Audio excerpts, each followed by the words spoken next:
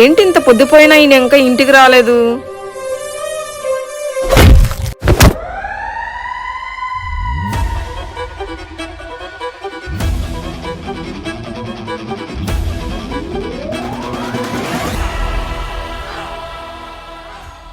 ఎవర్రా మీరు? నన్ను ఎందుకు కొడుతున్నారు? వీరయ్య! వీరయ్య! వీరయ్య అంటే నీ మొగుడేనా? వాడిని చంపాక ఇక్కడికి వచ్చావే? అయ్యా నన్ను చంపకండి అయ్యా, మీకు దండం పెడతా. నన్ను చంపితే నా పిల్లలు అన్యాయం అయిపోతారయ్యా. నన్ను చంపితే నా పిల్లలు అనాథలు అయిపోతారయ్యా.